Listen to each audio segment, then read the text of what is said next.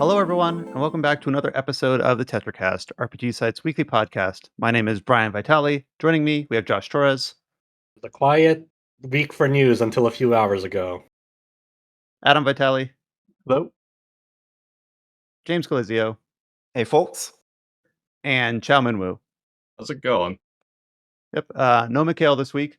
It's middle of the night for him, so understandable. And also, thank you all for covering for me last week. Just had a surprise friend back in town for the first time in a few years. And then what was supposed to be a short morning thing ended up being an all-day thing, so I couldn't make it in time for the standard recording. So thank you, Adam and Josh and others for covering for me last week. So this week, we're recording this on August 1st. It's the kind of like the last week before Deluge of Games starts in August, ahead of like Beast of Reincarnation in a few days, and then all the other August, September, October releases from that point. For the discussion topics this week, we're going to start out with the rare Chow review. Chow just put up a review on the site for Blue Reflection Quartet. He'll go into what that game is and what he thought about it. Of course, we're also just a few days removed from the Xenoblade 2 Switch 2 edition. Obviously, all the news on that about its new rare blade, new side quest, and that just launched. So we'll talk about some opinions on that. And then anyone who's listened to the podcast over the last couple months has known that I've been kind of playing through the Divinity games, and a little bit of a quiet, backlog month for me. So I've continued my efforts on that. So in kind of that game 3 slot, I'll talk a little bit about my status on the Divinity games I played out of my backlog. We'll at least point out some, even though he's not on the podcast, some interviews that Mikhail put together from CD Projekt about Cyberpunk, about Edge Runners, and all sorts of things. We'll talk about some news involving Super Robot Wars, a game that I played 8 years ago that I wasn't expecting to see in the news again. Showed up as a headline, so we'll talk about that, and a few other things kind of to round out, the sales, the dates, and trailers, and all that sort of stuff. Without further ado, we'll lead off rarely with Chow here to talk about Blue Reflection Quartet. Now, we talked right before we pressed record. I kind of admitted to the group that I'm not 100% sure like what this game is. I looked it up that it's a Gust game from 2017, but you wrote up a review for Quartet. So for those that aren't in the know, tee us up what Blue Reflection Quartet is, and what your general thoughts were on it. So, Blue Reflection is what is it? It's part of Gus's lineup of games. They started this thing called like Beautiful Girl Project or something. That's what they call it. And then there was like was it Night of the Azure is one of the game of the franchise. And then the last project came out of it was Blue Reflection. So this is like if you look at the cover, it's like you see a girl with inner girl of herself wearing like magical girl's clothes, and you're like, what could this be? And so people were kind of curious, and eventually the game came out, right? So it's like an RPG that takes place in modern times, right? Um, I think to start off with, so Quartet is a compilation of all of the Blue Reflection games that has ever came out before it, right? Oh, are there 4 of them? Is that why it's No, Quartet? Damn that's the thing. No, Okay. only two Blue Reflection games came out for console. One for Yes. mobile, and then the one anime not adaptation, but it's like its own whole separate thing. It's Blue Reflection anime that's not based on anything else. All original. So I was gonna say I did the review for Blue Reflection 2. We did talk about it in this podcast, but it's been maybe I don't know when Five was years, about 5 years. not 5 years, but it's been pretty Oh long. I wow. think I think it's Uh, been 4 years, so it's easy to see why you would forget about it. So, but Man, my memory's terrible. Yeah, We did so talk about Blue Reflection 2 on this podcast before. So, um, but anyways, I think the original was reviewed by Zach. He's a yeah, alumni Zach, who's been at Sega for quite a while. So it was from another era that the first Blue Reflection came out. Been quite a while, almost what, almost 10 years. yep. It's almost 10 years. It came out in was it? 2017. Yeah, it's almost a decade, but not a decade because it came out in September. So Yeah, yeah. it's reaching there. So it feels old. It's actually like one of the first few guides I wrote on a Neo Seeker because they were looking for like source materials to write, and they always like suggest like random games. So I actually like suggested Blue Reflection just because I wanted to try it because I was curious about what it was, right? So So in a I way, so in a way, like you're kind of returning to like almost not like your roots, but it's like kind of like Blue Reflection does mean something to you. yeah, like I'll give you a history of me with guide writing. So I was hired in that site because they saw my Trails guide and they want me to write something. I think they suggested Vicaria Revolution, and that was a massive bomb. So after that, they don't suggest projects. In fact, they asked me for games that I should write instead. So I think they learned a lesson from that game. Uh, so I suggested Blue Reflection, and then I kind of work from there, right? So it's like actually like one of my first guides, and it's not a very good guide in my opinion from the writer himself, just because it's just like how do I say it? I wasn't really used to like using the site's tools, so it felt kind of bare bones when I wrote it. So You were a young man at the I time. mean, yeah, So that's theoretically natural for everyone to their first output is not going to be their best output. and So it's really, like even like the Cold Steel Free guide, it's one of like my weakest guides in my opinion, just because I was struggling to figure out how to use their tools. And I think yeah. if you compare it to like my Trails first chapter guide and Cold Steel Free, it's like almost like a night and day difference on how it's written, right? Hmm. Anyways, so I think the best is to start with the first Blue Reflection. I actually like the first Blue Reflection. I know I kind of like a bit harsh on it if you kind of see like review, but the first one is how do I say it? It has a very endearing main character in my opinion. So basically, it starts in this what is it? This main character. Her name's Hinako. She basically goes to school and the reason she hates or she doesn't want to go to school because she used to be like a ballet prodigy, and she basically had like a little knee injury, and then she couldn't really do ballet anymore. So she just like forget it. My life is over. I don't want to come to Well, not, school. not a little knee injury, like a pretty significant one that she couldn't do ballet anymore, and Yeah, but that affects her that's a lot because ballet was a big part of. yeah. So she just doesn't want to come to school anymore. And then when she goes to school, a fan comes in. It's like, hey, you're that. It's like you're Hiroko Shirai, and it's like I'm a big fan, you know. And then she's kinda, like, trying to, like, brush her off, and, after that interaction caused her to, like, kinda go crazy, and then, boom, she gets sucked into, like, this alternative world, right? Like, this like and then she's like, "What the hell is going on here?" And then there's, like, monsters, and then she has, like, a ring that comes out of nowhere in her hand, and then she's able to turn into this magical girl, which is, like, Reflector, and she has, like, all these supernatural powers, and she can, like, super jump and all this kinda stuff in this reality. And then goes the monster, whatever, goes back to reality, and everything's back to normal. Like this whole thing never happened. And she's like, what is And going that's kind of on like here? an ongoing theme where emotions plays a big part of the whole franchise. Yeah, Like the emotions are like and like the creatures that you're fighting and the realm that you're in. It's very closely tied to like the emotional connection for people's backgrounds, histories, traumas, and the relationship and like how they um you know deal with the a very troubled thing that they're struggling with mentally. That's kind of like um, the like kind of the big thing throughout all these.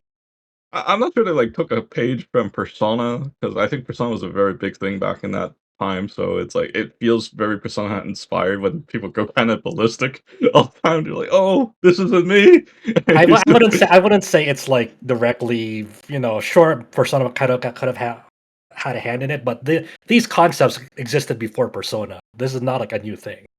I think they popularized it, right? So I don't know. I just feel like during that time when I play, I feel like, oh man, this is I'm very always inspired. I'm always on the hesitant side of like, oh, this was definitely Cyber Persona. I'm like, these types of things happened before Persona, but I can see where people are coming.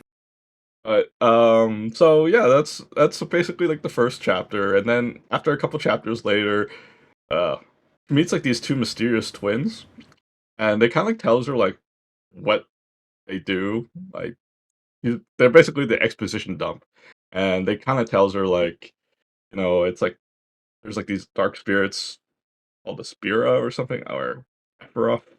I don't know what the hell they call it in translation technically, but they call them, and then they tell them it's like eventually there if you manage to defeat them all, you could get one wish granted, right?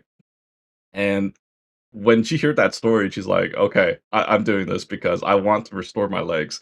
And bring back how life used to be for me. That's kind of like her motivation, and that's kind of like the rest of the first game. And I think one of the things I do like about the first game is the main character is very nonchalant, is straightforward, and then I think that gets her into trouble because every time like there's something bad that happens, it's usually because she was being a rude person to someone else. Because every time everyone talked to her, she's like, "Oh yeah," it's like too bad, so sad. It's like, what about me? It's like, I don't care. And then the girl goes ballistic. It's like, oh shit. Okay, all right. Sorry, I didn't really mean what I did. It's like I was just, I'm like, And part of the How legacy how of that part of Go the ahead, legacy sorry. of First Blue Reflection that people always, look back on is definitely the screen presentation layout, the HUD overall very clean, a lot of diamonds, um, and the OST, OST very for nice sure. piano, yeah, very nice piano, I very believe this is. ephemeral. I forgot his name. I think it's. He became like the main music composer for like Atelier Ryza as it goes on. So Mhm. his music's absolutely awesome. So it's like it's like I could see why they start using him in Ryza. Yeah, But Hayato Asano. yeah, he became. I think this is like the first work that he start working with Gus, and it's like he's good. Um, that's kind of like the Sorry, first Brian. game. Yeah, yeah. I was gonna say I that's was gonna ask, like, so how does Blue Reflection Quartet fit into this? Like, maybe it's you get the obvious, whole but I'm game. just You get the whole game. You get the whole first reflection game in here, right? Oh, okay. Yes, So yeah. So the directly first into it. day. So I guess that this is where like we shouldn't probably try to detail every single Blue Reflection game because they're all their own works, and the I guess where this should go is like the Quartet version of Blue Reflection 1 and 2. There are some changes from the original version in terms of like new features, and as you mentioned in your review, there's also some censorship that you noticed as well in these new versions. So I kind of want to lead into that conversation. It's like, okay, there's a new release Quartet. These games have already come out. What should people expect from these updated versions of these games that have already come out? Oh, in this version, you can fast forward the game because one of the things I do not like in the original game is how slow that Hinako moves. It's like, okay, lore-wise, it could make sense. I mean, she gift her leg, but it's like you're running really slow, so it makes navigation very like a pain to get through. Diegetic leg injury. But I mean, technically, she's running. I mean, I guess, but but yeah, they added a fast forward option so your character can be moving a lot faster. And then they added some glossary because I think that game had a lot of like term. I mean, they called it like isekai, like emotional world, whatever. They call it the common. So there's lots of like terminology shambles. So they added like a glossary so you could read that. And obviously, because then there's like multiple games, there's also a reference list. You could like look at this chart and see like everyone that's connected and who they're related to. So it's like lots of like those things, right? But I think the biggest of all is there's a censorship. I know people that don't want to pick up this game because they heard about the censorship. So what happened is in there's lots of like these like shower scenes where like these girls just having these bonding moments and, in the original, they'd be just probably wearing their, underwear or something like that. And here it's like they're wearing like a bath towel.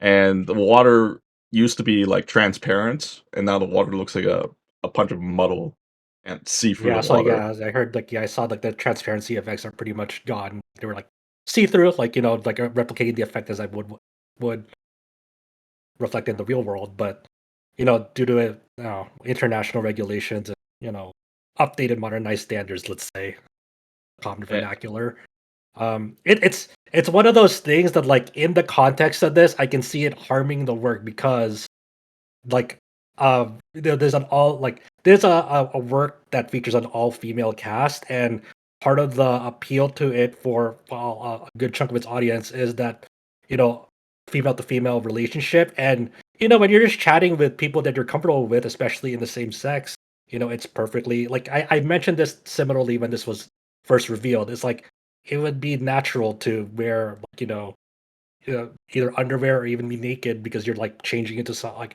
other clothes and stuff like that. But because obviously there'll be players that have a more voyeuristic approach to this game, and due to some international laws and some territories, like clamping down on stuff like this, and this is an international release. They only want one SKU. of the game, it leads into like this clash of like how do we have this work come out there yet still comply within the laws of most territories what is acceptable there, and they don't want to release multiple versions of I mean, it it. makes perfect sense, but it's kind of a shame just because how it It goes. does damage the intent. I agree. But The way you're yeah, describing it, the game doesn't present it, like, voyeuristically. Is that an adjective? Like yeah, it's not really. I don't know No, it why. doesn't. yeah, No. it just seems like they're in a shower, that's what it is. Yeah. Yeah, Okay. like, or maybe Hinuka's in the bathtub and she's just like rubbing water in her knee, and it's like cause something Yeah. like that, right? It's like it's not Okay. it's not perverted anyway. It's It's just not. Yeah, it's not presented as that, but obviously, people who play these works, some of them obviously will be perverted, and that's not a new thing in games. That has been ever since games were a thing. So, and that's something you can't control, and I think that's something that's like it. That's not on the it's not really on the player's fault. It's just like more of how standards have been modernized in my opinion, kind of like an unfortunate um route where it's very puritanical. Let's say. uh, that's what we had to deal with. So, anyways, that's would be the first game. I know this is kind of like a very rough summary of the first game, Yeah, I think you um, did it pretty well. Good yeah. summary. but now we move on to the second game, which is Blue Reflection Ray. So that is an anime. Well, okay, hold on. Before you have to clarify because when you say second game, you mean in this collection because technically the Yes, second game is Blue Reflection Second Light, but yes, in but this the they want you to recommended play. play order of Yes, this game. as soon as you boot this game out, it has a bunch of text that tells you you should play these games in this following order because that's how the story goes chronologically, right? That's basically Yeah, what they said. So the second game chronologically is Blue Reflection Ray. This used to be an anime that aired about 5 years ago, and it has like 24 episodes done by JC Staff. So that sounds pretty big. I didn't want to watch it because that's pretty long commitment. I So watched it. I mean, it's not bad. It's not great. It's okay. It has some neat ideas, but it's very okay. so when you hear that this thing will be in the package, I was like, yes, maybe I I can was finally. interested. That's Yes, something that made me interested in this package. I was like, oh, that's really cool. That like, here's what I thought when they said this. I thought they were gonna do like a game adaptation of like letting you like play the events of the anime. Like you can actually like it's a full game. That's what I thought. yeah, that's what I thought too, and that's why I'm I also I interested in the never question. I never thought they were gonna do that because I know how sometimes Gus and Koei Tecmo cut corners. I was like, not a second. I was like, they were gonna do a full game on this shit. So James was totally right. So Mhm. what you got was a complete piece of dump. I don't know how to describe this part of the package. Piece of dump. It's the worst piece of crap Idea. that I played of this collection. Okay, so basically you start at the end of the storyline, near the end. You're basically having like the two main characters, Hiyori and Ruka, and they're like fighting the main antagonist, Shinon, Shino, I You believe know, that's her it's name. not. I forgot. Okay, No. anyways, they get their ass kicked and they lost all their memories. The twins from the original game comes out and it's like, hey, it's like you have to collect these memory fragments to get your powers back. And then you're like, okay. You're basically wandering these fields and you look for like these fragments. And as soon as you click the fragments, you get like this little picture from the anime. It's like, hey, do you remember so and so this person, this sister? It's like, yeah, they bake us a cake or something. I'm like, who the hell are these people? I don't know what This the sounds hell. like a fucking Dragon Quest die situation. It does sound like that. Fuck, not And then good. you're like, I have no idea who the fuck these people are, and I don't know what the hell is going on. And then you click the next fragment. Hey, do you remember your sister used to do this? I'm like, who is this person's sister? I don't know any of this. There's no context. This fucking suck. And then eventually when you kick all your fragments, they get their uniforms back, and then they confront like Shino again, and they kick her ass, and then the game's over. And you're like, wait, that was it? That's it? It's only How like long? 30 How minutes. long is this?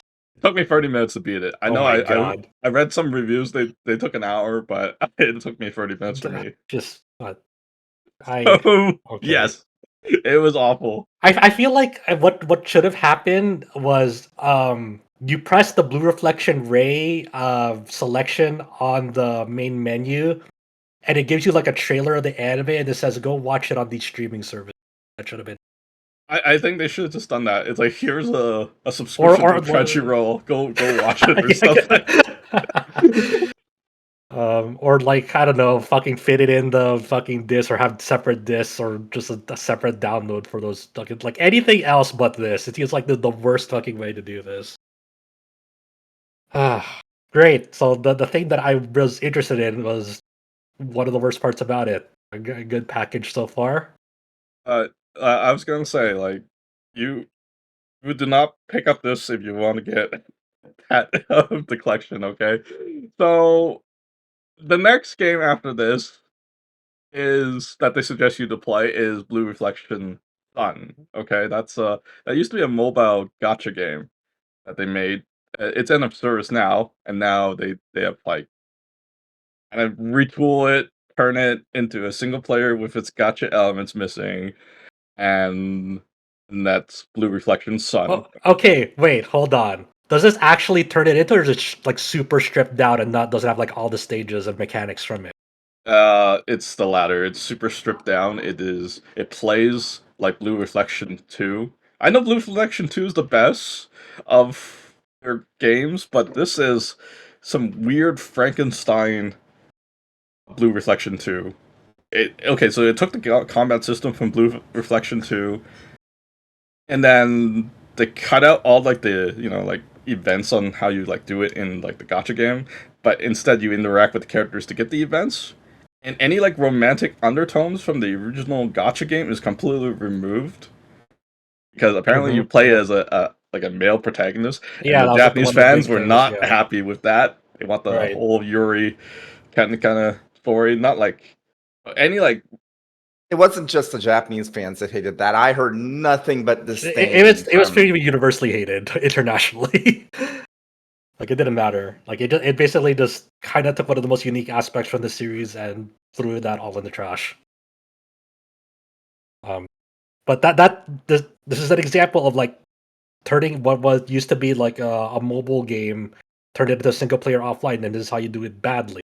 This is not the way that you would want to do it. You would hope that like they restore it in a way that like honors the original game and reflects all the events that happen in it in a way that was like obviously stripped out the gotcha and like the further monetization and presented it in a package that was more like easily more palatable to a single player experience, like what they're doing, let's say with Octopath Traveler 0 or like even Final Fantasy Resonance, etc. Like those like seem to be two good examples of that. Plus there's others, but this seems to be like a really bad example.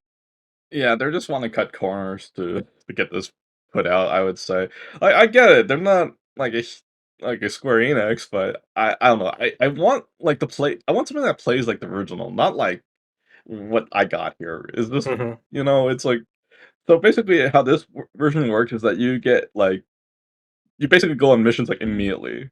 So there's like no place to grind. You just keep going missions, and each mission is like a boss battle, and the boss battles are kind of like tuned to a way that you're just kind of button mashing until you just get to the end, and But it has you're its own controllable characters, like yeah, yeah, yeah. from its work. You basically adjust the party before you go into battle, right? Like, And is it only like a slice of the characters? Obviously, being used to be a gotcha game, I imagine there was a lot of characters that came to it. no, apparently from what I researched in Gacha Game is that there actually wasn't a ton of characters.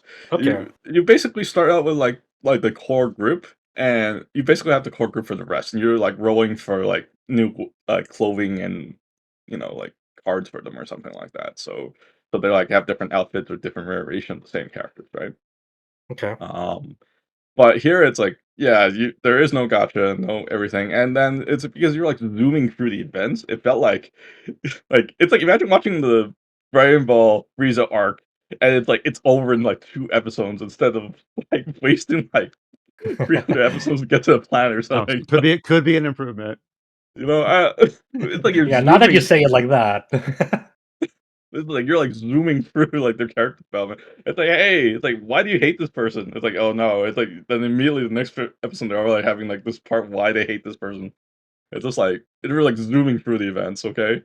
And Also, I do not like this main character because he's like so bare bones, and you don't even have any choices. Like his dialogue options, like are like stuck with like one choices. I think they probably remove all like the romantic choices and leave him with like the choices where he's like trying to be the straight man or something. I don't know. Okay, So, all right. so So yeah, it's so far the original game seems to be mostly intact and has some neat additions at the cost of like unfortunate censorship. And then the actual two new well, quote unquote new things that were added to this collection seem to be big misses so far. yeah, I don't think this is what I wanted. Like, you could give me the gotcha game, and I don't care if the gotcha game's terrible, but I want something that resembles the gotcha game. You Hmm. could strip its gotcha away, blah blah blah. But it's like if I got Grand Blue Fantasy, and eventually it became EOS, and then it comes to like some kind of package, and then it plays like Relink. It's like, yeah, I don't care that it's nice. It's like I love Relink, but I want the OG game, the OG experience, right? I want to Hmm. see what that plays like, right? I don't care if this new thing is better. It's just I prefer something that's the original, right? I think Um, of like a case by case scenario because there are definitely some gotcha games that like played so terribly that I wouldn't want them yeah, to. Like but I think of like Heaven Burns Red and like the Near Reincarnation. But that's true. both of those I really like, except playing. So I think it's Mhm. for me it's a case by case thing because I don't ever want to fucking deal I with don't know. original gameplay systems. I'm just kind of like in the more preservation kind of mindset. I More get like, it, yeah. but I also want them to be enjoyable too. I think everything else about them is good. I just want them to be enjoyable. Like imagine if Sinnoh Alice got a offline release. I would not want that game to play like its original Oh yeah, you were because never you able to play barely it because you had to find people at the right time to you do barely like. played it. Yeah, like I mean, it's not even just the daily guild war. It was just like it just felt like an offline, like it felt like a single player auto battle thing that like you just happen to be part of like this 5 player formation that you have no control over really, or only one control, and it's kind of played itself for the most part too. So for me, it's like a case by case thing. Like if the original gameplay was like not good, and you think an overhaul would make it enjoyable for everyone, plus keep all the non-gameplay elements intact if they were already great, I think that mixture of best of both worlds is definitely more of a plus for me than the original is always right or should be always preserved. It's like for me, it's like what's most enjoyable to the player Yeah, overall. I guess it, but yeah, that's my mindset for Sun. I'm in the preservation mindset, Mhm. and finally we got the last game of the collection, which is Blue Reflections High. Second light. Oh yeah, High is the Japanese title, but yes, Mhm. Second Light is the direct sequel to the first game, and I reviewed it before, and yeah, this is the best game of the collection, okay? And I think this is the most like least changed game just because it kind of released like the latest, so there's like hardly any changes in this game compared to the rest of the games, right? I heard Uh, they took out this feature called ether crafting in it. I don't know if you um engaged in that at all, but I heard like there was no ether crafting. I believe that they only took that out for the new characters. Technically, um, was it Blue Reflection Sun? You get some extra characters into it, and they're kind of missing some of their things to make it that they're not as good as like the original cast in gameplay wise in Oh, are Second they actually Life. like missing like gameplay system features that makes them like I guess less or feel underpowered compared to like the original native cast? Yeah, you beat Huh. Reflection Sun, and then you get was it those two characters? You get like uh some extra characters to it. Um, but yeah, they're not at their full potential, I would say. Weird. Oh, like I remember them advertising like, "Hey, you'll as part of the Quartet, release, like there'll be some characters from Ray and Sun that you can port that'll be ported over to Second Light, um, as part of the Quartet release." We just didn't And know they what that. also I was gonna say they also have no interaction in the story, right? It's like Oh, what is it? It's like you imagine you're playing a game and you get a DLC character and you unlock the DLC character and the DLC character has no interaction in the story. Um, what's an example? Maybe Fire Emblem would be an example. I don't know. Maybe you got like I don't know someone from a different game, and then they're yay! I got like Sigurd in Awakening, but they're not doing any story interactions, right? Or something. Yeah, It's not yeah. quite the same, but I was thinking like Tales of Symphonia 2 when you get the original cast. Mm. They do play in the story, but they don't have the monster training and all that stuff. Like they have their fixed skills that you can't improve or can only very limitedly improve. I mean, a very easy, somewhat recent example is Super Robot Wars, where like you have DLC 1 and 2. The characters in those will only be relevant for the stories in their self-contained DLC. But like when you go over to like the next DLC, like say DLC 1 characters won't be in the DLC 2 story. Obviously, they have their own story campaign, so they Mhm. don't interact. And when they're both back in the main game, since they weren't really accounted for, there might be 1 or 2 lines happenstance here and there, but they're not really involved with the overall core main story, at least later.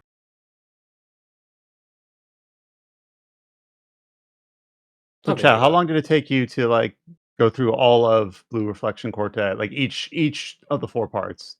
We know the Okay. second part's 30 minutes. So the first part is about 20 hours. The original Blue Reflection wasn't that long a game. It's technically, I believe it's like 12 chapters, I believe. And each chapter can range from an hour to 2 hours. It's a very short game, right?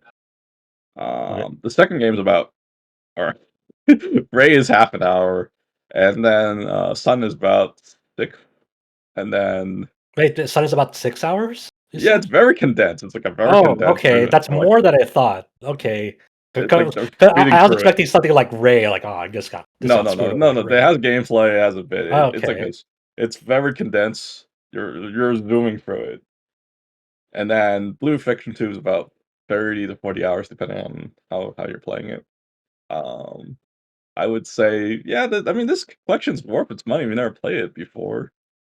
Yeah, if you have never had Blue Reflection. But here's the important part. Do you think this collection will do well enough to carve a path forward for Blue Reflection? Because obviously, I feel like there's like the last chance, let's say, that Blue like it feels like a proof of concept. Like, do people still care about Blue Reflection as a franchise? Let's do like a one Well, more package for like quote unquote everything. I think we can already answer that. We've seen enough about how the game is sold on like both PC and like in Japan to say that no, it didn't. Yeah, I don't think there's any hope for this franchise. Um, I feel like what's missing in this franchise is more like its budget. I feel like if they put the same effort as Atelier games in it, I feel itself. But at this point, I think it's a missed opportunity. I think they already missed that boat. Been too long. I wonder if they're gonna do, I don't know, not really a collection, but I wonder if they're ever gonna do something similar to like Knights of Azure, because then you mentioned it earlier, because it only ever got those 2 games, and I don't think it got an anime or a mobile game or anything, just those 2 games.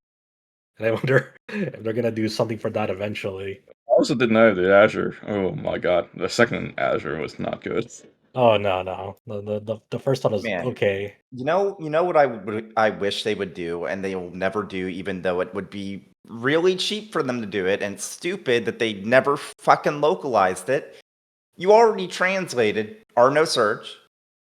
You did a remaster of Seal No Surge and R No Surge.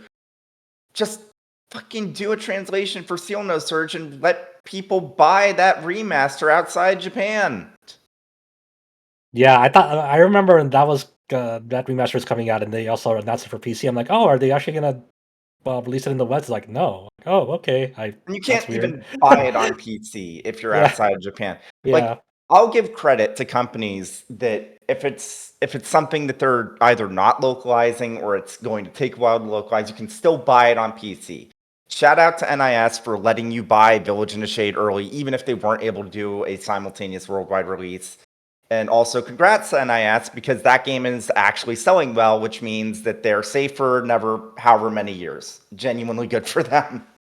But man, I actually like when my first TGS, one of the games I deliberately picked up was that double pack for Seal No Surge and Arno Surge on Switch, specifically because I was like, I can't buy this on PC in the West, and I want to play these games. I still haven't played them, but that's besides the point.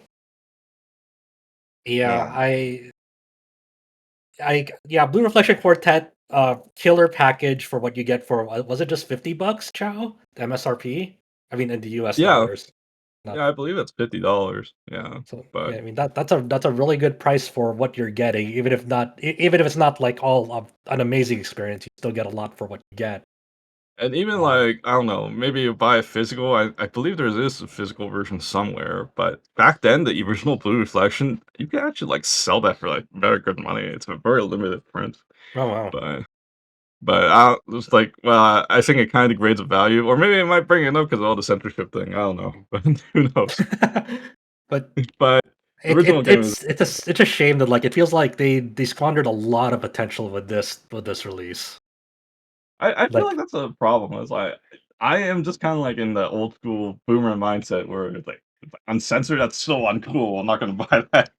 You know, it's like mhm. that's like the '90s kind of kids thinking, right? They'll be like, "I'm just gonna import Mega Man Zero because there's no blood when you slash Reploids and stuff." It's like I it's mean, so yeah, stupid. people are free to not get something, well, for whatever reason it may be. They're totally, in their right to obviously make a choice whether they want to get something or not. Whether there's a good reason or not for it, doesn't really matter. But it's just like it feels like I don't know. Gus, I feel like Gus doesn't know what the fuck to do with this series overall. I think it has a really cool concept, like a turn-based magical girl RPG. Should on paper be a fucking home run, because that seems like a really cool idea, but it they never really got past Second Light, where it seems like it was that peak of what they wanted to do, and then everything ever since then just kind of went down I feel like it's nowhere. one of those things. It's like Final Fantasy, you know. Like back then, it's like they complain why new Final Fantasy doesn't sell. They just don't put out games fast enough. It's like you wait 10 years for a sequel to come out. It's like everybody's gonna be old and dead by then, and none of the new fans know what the hell this is, right? And I think that's kind of like the same thing happened with Blue Reflection. It's been too long since the last game that came out. People probably forget about the franchise by then. Even Brian already forgot that. He used to talk about this game on a podcast. So Yeah, we've But had a lot of these podcasts. That's my excuse. yeah, I don't know. I have no idea if they're using this as like a proof of concept. Like, hey, do people still care, or are they using this as like, hey, let us remind people about Blue Reflection before release, or announce a new entry, and this is just like kind of the appetizer before announcing our new entry. Who knows? And what Well, does Gust have these days besides Atelier in terms of like tentpole reliable releases? Is it just Atelier for Gus these days? I believe so. Yeah, it's probably just Atelier because I guess they've been doing those like fairy tale like tie-in games, but I'm pretty Oh sure yeah, they're just done with that. So unless they do another like tie-in RPG series, it's just Atelier. yeah, and I imagine that's probably not a healthy place to be in, where you're solely relying on one IP to keep you afloat. I would hope you would want to diversify. Yeah. I know like Ryza did well, but my impression is that Yumiya didn't do nearly as well as Ryza. I mean maybe Karya will do pretty good. Hmm. It's like it seems like there's some interest there, but I also know a bunch of people, a bunch of like Atelier fans that they did not like Yumiya for very specific reasons, and Oh they're yeah, not I have a sure. lot of friends who were Atelier fans that did not like Yumiya. And I can agree with that because it's like, man, I enjoyed Yumiya well enough, but from a gameplay standpoint, it was like, yeah, this isn't it. So And it seems like no one really cared about that Resley Rihanna like console spin-off as well, because it was tied to the mobile game and people felt sort of lost. Like even though that was your more quote unquote traditional turn-based Atelier game, it just seems like tying it to a mobile release that ended service in the West and now only exists in Japan. Not the best call.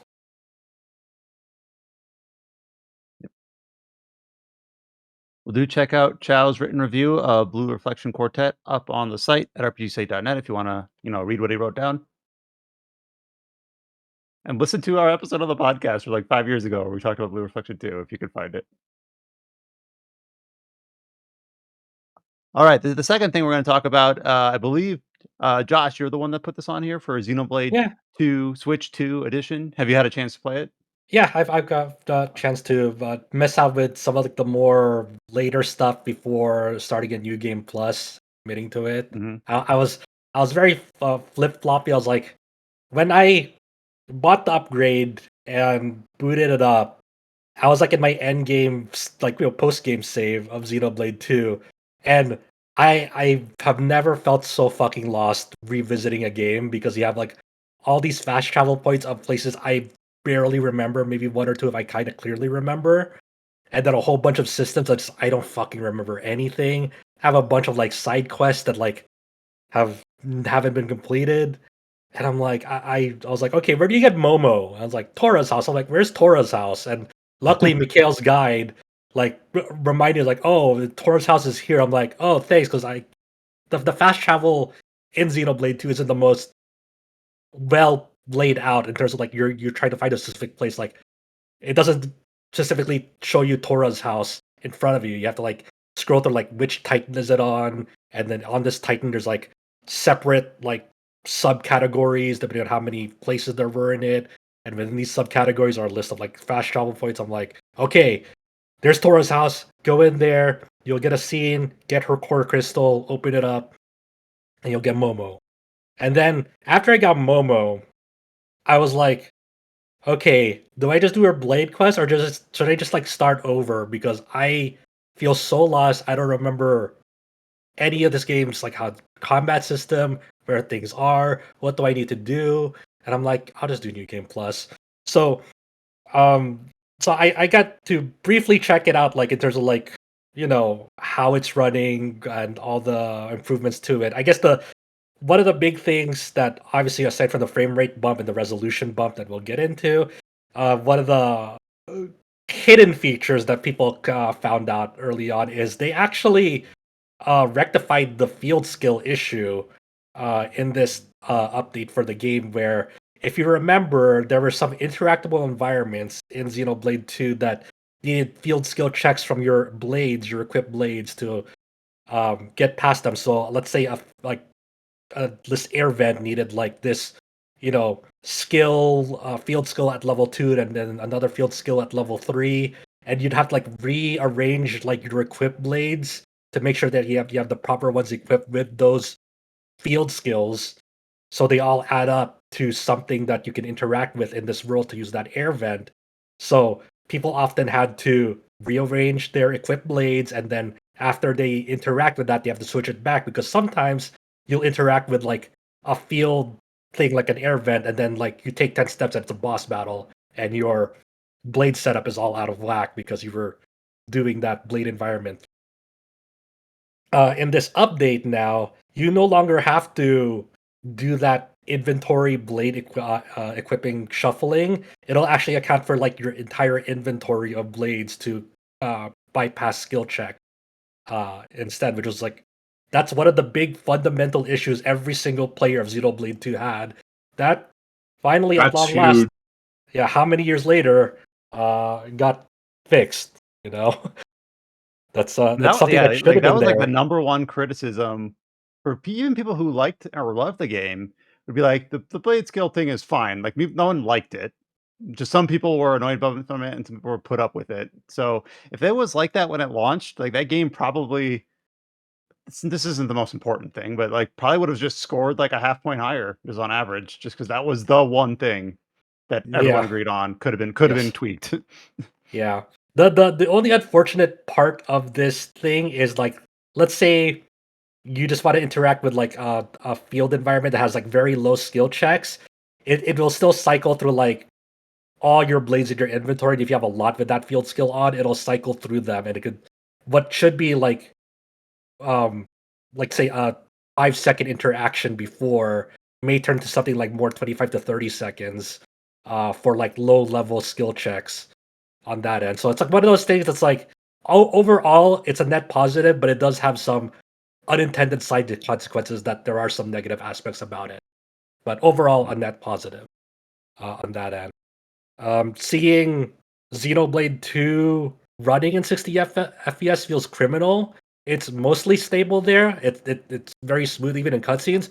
but there are still some animations that are very noticeable that are in 30 FPS. Like for example, facial expressions, like when someone's smiling or blinking, that's running at 30 FPS. So it does look a little bit jarring in that aspect. When characters are turning, um, that is still in 30 FPS as well. Like in scenes when they're turning, that's a little bit jarring as well because you can definitely see when the different variants in rate in that regard. Um, I think that's like the most noticeable aspects. Of course, there's probably some environments here and there that I'm not aware of that have lower performance. Um, I heard that it has double I have not proved this myself, I've not played it, but I've heard it has double buffers VSync, which means it kinda swings between 30 and 60 depending on where you're at, like and if you say that specific animations are also at 30, I could see that being kind of something that could be something you have to get used to. yeah, it's one of those things like it's not as elegant as you want it to be, but it is. It, Funnily enough, it is still a step up from Xenoblade X and in some The cases bar was Xenoblade low. 1. Yeah, the bar was low. It is a step up. It Xenoblade 2 benefits the most because its base was rough. Um, so that now seeing a lot of like these what was blurry back then now be much crisper now is a net positive because the original was in a rough shape. This is one of the Switch One's earliest games, like in 2017. So and remember, I think in that Switch One like announcement video, like that Xenoblade 2 was already being teased before the Switch One was coming out. So it's kind of crazy that I was able to release so early in Switch One's lifespan and still be like as good as it was. Obviously not for everyone. I'm I remembering, like, it was announced early for December 2017, and then it went quiet. This is my memory, which we've already established is not great. And then I remember for a while, everyone was just kinda like, "No way it releases in December. No way. We haven't heard anything. That was too soon. It's gonna be pushed." And then it wasn't. It just like, "Nope, we're ready. Here it is." And then it released, like and then people got mad because it got shunned at the Game Awards because it was a December release and didn't get picked up and all that other stuff. And but it yeah, they announced it early. People thought it was gonna get delayed, like just conventional wisdom, like surely it has to be. And then it wasn't. Like it was, I don't know, kind of a surprise at the time. Yeah, yeah. Um, Overall, just I think it's probably the best Xenoblade update yet from the three now that it's released. We have Xenoblade 3's coming December.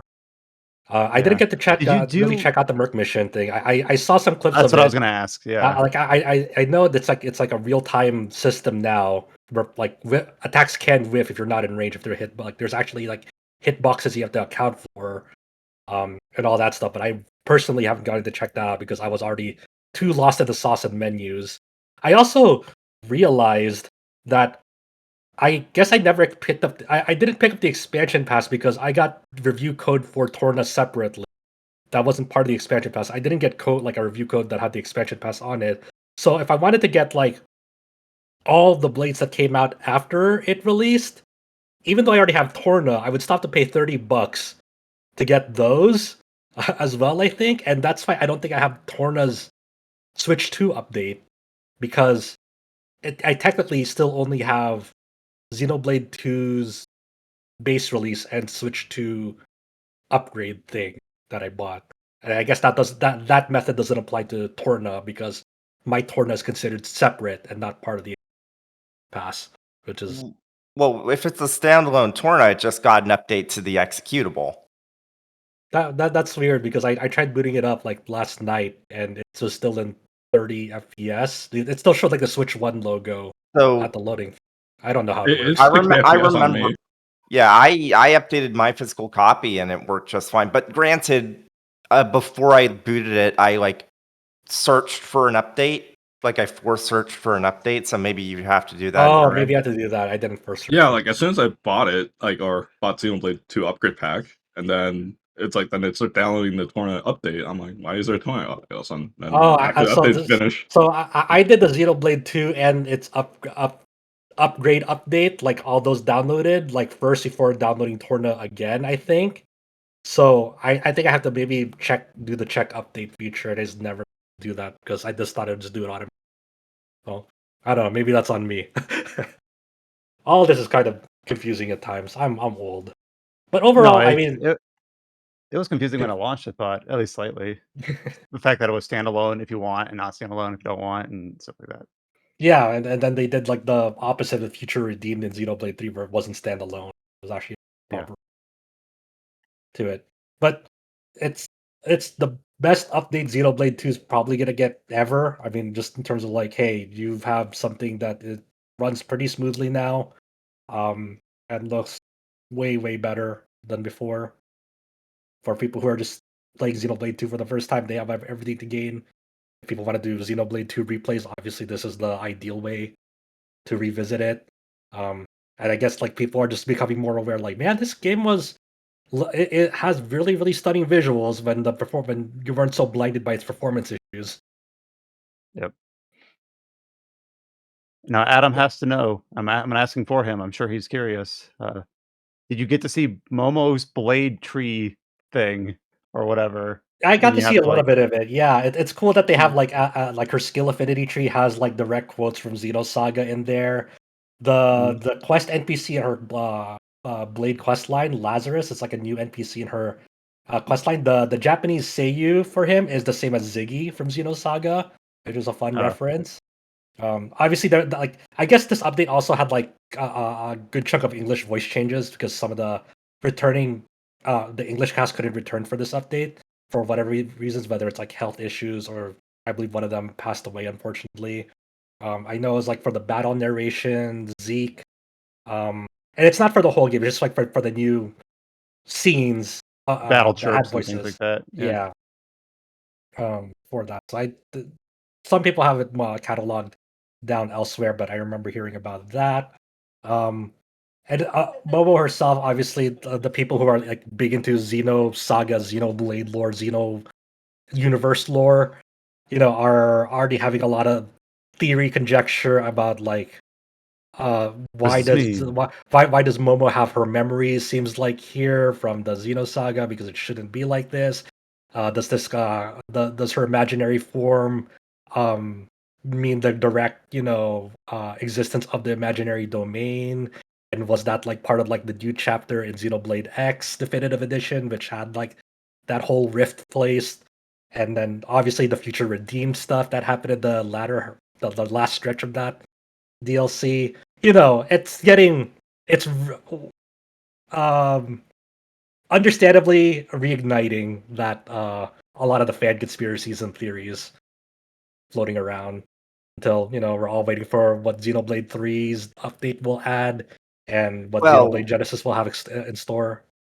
one thing to mention is people did check the credits for the Switch 2 edition, and Bandai Namco is no longer in the credits. So that speculation that we had like a little while back, we still don't have full confirmation, but it does seem more and more possible that Monolith just owns Oh, I didn't know Xenosaga they now. took it. I didn't know about the credits stuff. Well, like in the in-game like credits roll or just like the images. The in-game credits roll.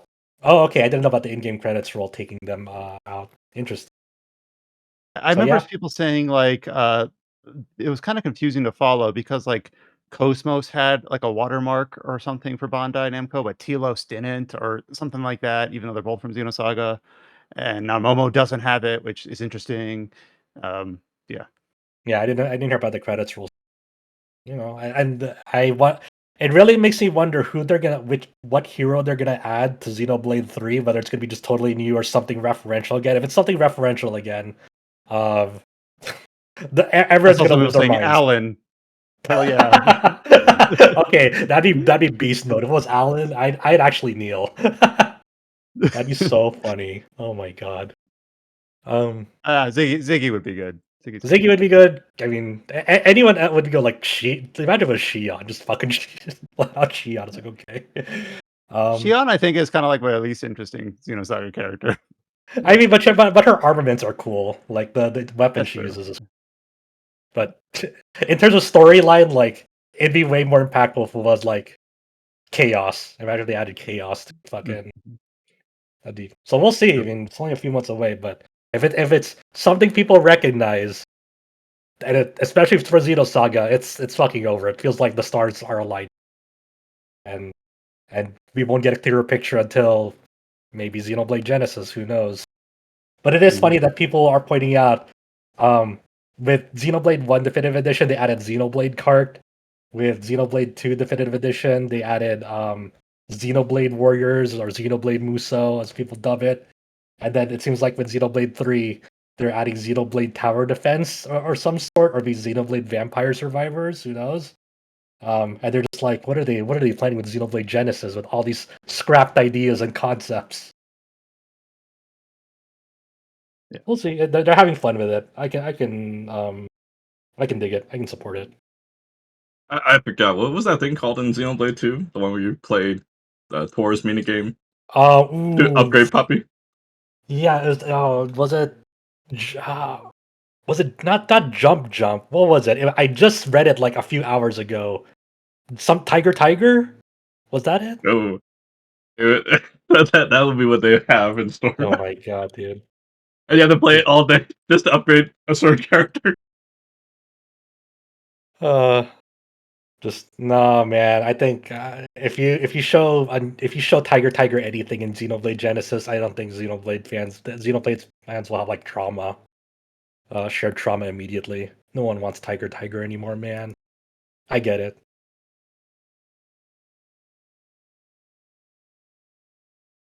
Thank you, Josh, for giving us a little bit of hands-on experience of what it's like to return to a game as intricate as Xenoblade 2 after many years away to learn Yeah, new you have a things. panic attack, and it's like I just want to start New Game Plus. Actually, fuck it. Mm. That was my initial reaction when I did like when I touched it for half an hour and just was mortified at how lost I was. Mm. All right. To change tacks a little bit here, just for a short little diversion. 2 or 3 weeks ago, I talked about my time through basically June and July and late May were after basically after Mina the Hollower. Were a little bit of kind of a slow period for me. So I looked at my backlog and I said, I want to play through the Divinity games that I haven't played through before. The reason why is because Larian announced their new titles are simply titled, I think right now, Divinity, back at the Game Awards last year. So I'm like, all right, here's a goodest time as any to play through my backlog. So I talked already about Divine Divinity, which is the first game in the series, and Beyond Divinity, which is like the interquel between 1 and 2, second game in the series. So in late July, or I guess throughout the month of July, I played through Divinity 2 and Divinity Dragon Commander. So just some quick little thoughts here, probably just hopefully like 15 minutes or so. Divinity 2, first of all, I hate all the subtitles for this because it was originally Divinity 2 Ego Draconis, and then they added the expansion Flames of Vengeance, and then they like combined them together and called it Dragon Knight Saga. But now if you go to Steam, it says Developers Cut, and like whatever, it's Divinity 2. Like it's got like 4 different subtitles, but it's Divinity 2. This game, when I first went to go play to it, I thought it was like a game for some reason, I was under the impression that it was like a 2003, 2004 era game, like Knights of the Old Republic 2 time frame, like around that time. That's what I kind of thought. But it was like 2010-ish, 2011. So this is like Mass Effect 1 and 2 time-ish, or Dragon Age Origins, so around there, but of course not nearly as kind of like high market in that sense. So while the original 2 games, Divine Divinity and Beyond Divinity, are kind of classically styled isometric RPGs, Divinity 2 is a third-person action RPG. It's what it is. It's very janky, but no, it's, full 3D environments. You have your, perspective from behind the player character. Everything's in real time. I don't think there's real time with pause. At least I never paused it. Um, so it's just a conventional, like, third-person RPG, a game that I think would be better received now, but if it was Larian's first time making that sort of game, so clearly they had some growing pains. It's very, like, compared to its contemporaries that released around the same time, not nearly as polished, very buggy, and apparently this is also a game that does not have a, like, GOG preservation program sort of thing. So remember when Dark Souls 1 first released on PC, like you had to play it with the fan patch. Like it was a nightmare to experience without it. Apparently, Divinity 2 is very similar. It's basically like, hey, if you're playing this game, you've got to go get Div 2 patch or something like that. Like that fixes everything. It makes it play at high resolutions. It makes the frame rate not crap. And I'm glad it was very easy to install. And I love when people are passionate fans and they do that, but it does not work out of the box well at all. Better than Beyond Divinity, but it's one of those things. If you're gonna play it, you better put in that fan patch. Um, so Divinity 2, I actually did not realize is like the furthest along in the timeline. Not that I really care about the timeline, but I didn't know going in that nothing in the series has followed the events of Divinity 2. Like it's been a not quite a cliffhanger, but it's been an open ending since 2010. And Original Sin 1 and 2 are like different prequels at different times. One way in the past and one kind of in the recent past. Um, so I didn't realize that going in, that this game's resolution is it, and it might lead directly into whatever the new Divinity game is. Um, this game definitely seems like Larian didn't know what they wanted to focus on because it starts out as a very contemporary action RPG, fantasy RPG. You are basically finishing your training as a dragon slayer. What is a dragon slayer? Well, apparently the main character of the original game and a major character in the series, Lucian the Divine, was stabbed in the back by a dragon knight. So there are two different factions here: dragon knights and dragon slayers. It's kind of confusing, but that's what they're called. So dragon knights, they've been in the series the entire time. Um, they've been in Rivellon, the setting, for forever. Primarily human, though I guess there are dragon knights of other races. Their powers are kind of like passed down through ritual and through hereditary means, and they can transform into dragons. They can ride dragons. They're basically like Jedi, but they're dragon knights. But apparently, a dragon knight stabbed Lucian the Divine in the back, which is like the utmost act of hearsay, or not hearsay, of what a betrayal. So now the dragon knights have to die. So a new faction called the Dragon Slayers were created, and you are the newest dragon slayer. But you eventually learn that the Dragon Knights were basically framed. They were set up. They aren't actually bad. They were coerced into stabbing Lucy and the Divine. So the Dragon Knights are actually good. And then you end up becoming a Dragon Knight. So you end up becoming both. Is that if I said the word dragon way too many times in the last 60 seconds, that's how the game plays too. So it's true to life. Um, so you end up being an ex Dragon Slayer, last Dragon Knight. Um, and when I started this by saying that Larian really didn't know what to focus on, it starts out as like an action RPG. You have a melee weapon or you have a bow, and you press a button and you jump, you press a button and you swing a weapon. Like it's very rudimentary, just action stuff. But then about halfway through the game, they say also you can transform into a dragon. Like you literally press a button, and if you have enough space, you will be like third person behind a flying dragon where you can like launch fireballs and do barrel rolls and above like the world map. And it sounds maybe like, okay, that's kind of neat, but it also means that the design of the world map at that point gets very strange because you go from like well-crafted little valleys and corridors and villages and inside of buildings, and you're talking to NPCs and you're doing basic quests and you're fetching items and you're exploring tombs, to like a giant ravine, because it has to be so much bigger, like the scale of the map, to account for the fact that you can, pardon my language, fucking fly now. Like it feels like all of the design sensibilities kind of went out the window because they just wanted on the tin, you can transform into a dragon now. Luckily with the fan patch, it works okay, but I've read that without the fan patch, it's even more like janky, like the frame rate's bad. There's a lot of collision issues. Um, Whenever you're on the ground and if you see enemies around, if you transform into a dragon, all those enemies disappear. It's almost like it ports you to a copy of the map that you're flying above instead of walking across.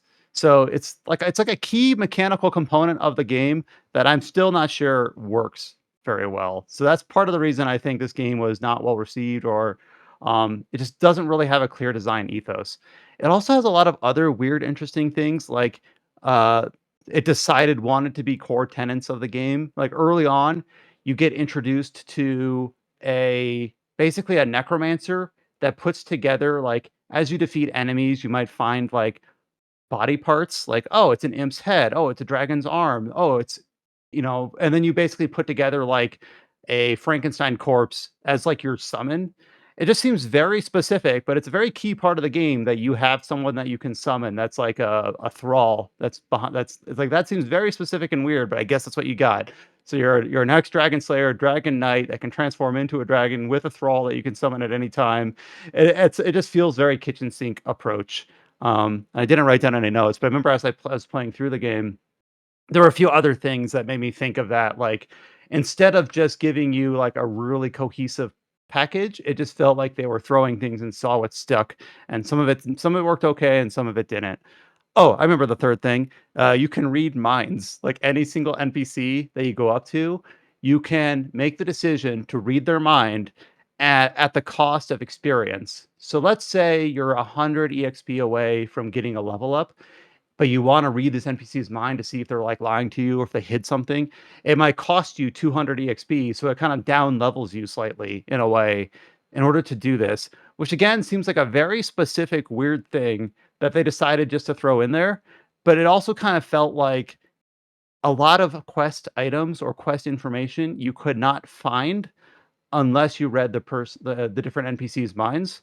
So it almost kind of felt like you were obligated to do it. So there was really no decision made. Like you basically, if you wanted to do quests and if you wanted to find hidden items, you read everyone's mind. So it was kind of like this continual experience tax that you have to pay. And now, of course, there's some NPCs that when you read their mind, they have nothing interesting to tell you. So it was really hard to fight the urge to just Just like quick save yeah, save before every any time and like, is NPC, this worthwhile to or spend the go to the EXP? Divinity fandom wiki and figure out, all right, I'm talking to Joseph. Does he have any? Should I read his mind? No? Okay, I'll save my EXP. So, like, it's a system that I think could work, but not the way it was implemented. Very strange. And it's also the sort of thing where if a character said, they hid a key under their pillow, that key would not show up in the world unless you read their mind. Like you couldn't bypass it, if that makes sense. It wasn't just tips and tricks. It was, if you want to proceed or find the secret, you have to do this. Very strange. Also, the original game kind of ends on a very weird open ending, not quite cliffhanger. Luckily, that is corrected for and has ever since the expansion, which released like a year later. The expansion definitely kind of reins things back in. You don't really ever need to transform into a dragon in the expansion.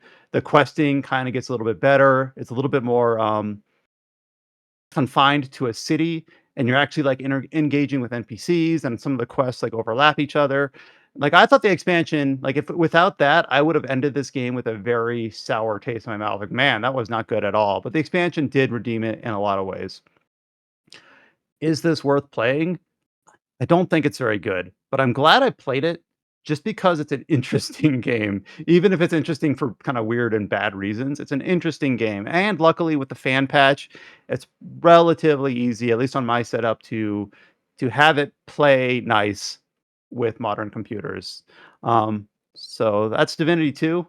And it'll be interesting to see because obviously the amount of players that jumped in on Original Sin, going into whatever the new Divinity game is going to be much higher than the players preceding that point.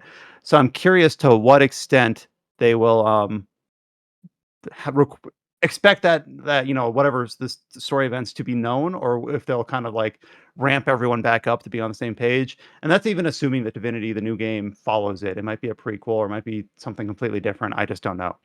Oh, I have one other little point here before I go into Dragon Commander.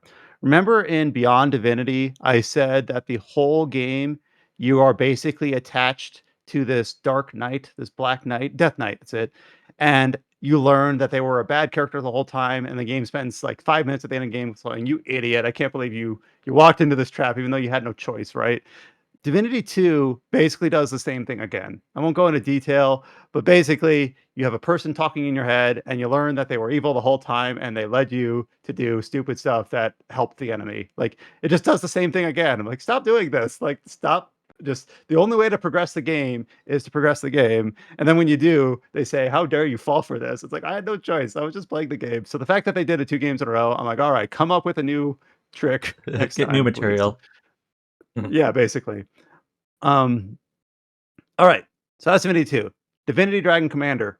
This one I'm going to spend much less time on because this, unlike Divinity 2, which I thought was a not great game that I was glad I played, Divinity Dragon Commander is a not great game that I'm not sure I am glad I played. So this game is a weird. I don't know if it was like a passion project or if it was just Larian trying things. They were just like, oh, and this is like, I think it originally released like 2013, 2014, so a couple years after Divinity 2 and all of its expansions and all that. Uh, so this game is effectively like an RTS light. Uh, Takes place like thousands and thousands of years. Like if you look at like the official Divinity timeline or whatever, this is at the front. This is like thousands of years before anything. It's like the first emperor of Rivellon dies and is now his empire is being fought over by his three children, and then you, who is like a bastard child, but also you're a dragon knight. You could tell that Sven or whoever at Divinity really liked dragons, and it's Dragon Commander, so it's not a surprise. But yeah, you are basically a bastard son of the late emperor, and you're a dragon, and you want to fight for your birthright, right? Because everyone's fighting over this fractured kingdom that, that's basically the very high level premise, just to explain why there are different factions fighting over land. And it starts out, it's basically a game that swaps between two phases. There's like a politics phase where you're on like your your airship, basically like your point of command, and then you go into like the actual like conquest battles RTS gameplay, and you basically like jump between these. When you're in the airship, you have to deal with a bunch of different factions that you're trying to vie for support. It's like let's see if I can get these: the dwarves, the elves, the lizards, the imps, and the oh, I'm missing the last one. What was it? Maybe it's just humans. I'm forgetting the oh, no, it's the undead. The undead. Dwarves, elves, imps, lizards, undead. And basically, they will ask you things that you have to, like, try to curry favor with them, and as you do, if you're fighting in their territory, you get bonuses or penalties depending on whether or not you, um, curry favor. However, the way that this is implemented is very stupid. Like, I shouldn't say stupid, 'cause that sounds so judgmental, but it's hard to come up with another word. You end up being at like a round table and they will ask you like very direct questions that have a very like I think a clear answer. And some of these questions, they are not nuanced at all. They're just like, hey, are you going to conscript people into your army, yes or no? That's like question one. Are you going to provide medical care to your soldiers, yes or no? Are you going to implement a child birth limit for the imps? Yes or no? And it's like very like, what the shit are these options? Like, there's no like, there's no nuance. There's no like layers. Maybe later in the game it gets slightly layered, but it's very like blunt political stuff. Oh, will you legalize this recreational drug? I wonder what this is an analog to. Yes or no? But what ends up happening is because you're just trying to curry favor, just to make it so that you get the most in-game bonuses when you're fighting in their territory, instead of making decisions based on like what I believe should be done or not, basically any decision will basically please three or four of the races and displease one or two of them, and they'll make it very clear like which way they would vote. So basically, it's just kind of like playing to the crowd where I'm just like, all right, I'm just going to vote whoever I have the least favor with and just vote what they would want so I can bring them up. And then eventually, since more people like any solution than dislike, eventually you can just kind of get high favor with anyone. So it was very much not a like, it almost didn't become gameplay at that point. It was just like, all right, choose the option that fills the bars the most. Like, and it's very clear to tell you which bar that is, and you don't have to think about it. So it ends up being like an almost a non-part of the game. And then the RTS part of the game is also very strange. Like it starts out very classic RTS where you have buildings that build units, and units can be moved from one area to another to take over land or defeat other units. But also you can turn into a dragon. Like it just goes back to that. And then uh, I'm trying to think of something. Like I don't play a lot of RTSs, but imagine you're playing Age of Empires 2 and you type in the code to get that car that shoots machine gun bullets or whatever. imagine you could then drive that car like from third person and then just mow down all your enemies. That's what turning into a dragon is kind of like. You just press a button on a meter, turn to a dragon, you fly over the enemy base, and you shoot them. Now, if they have anti-air or whatever, you might have to like deal with that. But it's like a key component of the game is that you support your units by turning into a dragon. Um, it's not very balanced. It's very easy to cheese. Um, and it wasn't fun, basically, is what it boils down to. After doing a few RTS battles, like 8 of them, 9 of them, 10 of them, I ended up basically just doing, like, the auto battle. A lot of games have this where you, like, simulate the battle and you get, like, a percent chance to win, and then you might lose some units by simulating it. Like, that's basically what I did because RTS just wasn't fun. Like, I'm not gonna do this. I'm just gonna, like, treat it as more like a game of Risk than anything. Uh and then basically the game ends, you reclaim your kingdom, hurrah, everyone's happy at the end. So it's like so divorced from any of the other story that it almost feels like it doesn't matter. Other than I guess you're a very early history Dragon Knight that other Dragon Knights might be, uh, descendants of. Like maybe it might imply that, but it's not a great game. I'm not really glad I played it. Uh, but I guess I'm glad I played it so that I could tell others just to stay away. I have no idea if Larian has any interest to revisit like non-RPGs or RPG-like other genres, but this one feels experimental because it is, and I don't know that they did a great job. And I guess I'll leave it at that. So I know that's a bit of a tangent, but at this point now I've played every Divinity game. Yeah, Uh, now when the next Divinity game So- comes out, you'll be the I'm you'll an be the expert. No, I yeah. don't. Right. So you're I'll ready. I'll probably replay Original Sin at some point just because it's been a long time. And when I played Original Sin, it was my first Divinity game, so I'm like, who is Zixax? What is the source? What the hell? Like, what is? I don't know any of this. So now that I have actually context for the world, it'd be interesting to play that to see, um, like what references or what actual narrative ties there are. But yeah, Divinity 2, not a great game, but interesting. Glad I played it. Dragon Commander, you can skip it. Like, my opinion, it's not that good. But we'll leave it at that. All right. Before we get into news, we'll do some article shout outs here. We already talked about Chow's written review for Blue Reflection Quartet. And then also, Mikhail did a comparison, one of his standard performance reviews of Blue Reflection Quartet, as well as some impressions for the Nintendo Switch 2 edition of Xenoblade Chronicles 2.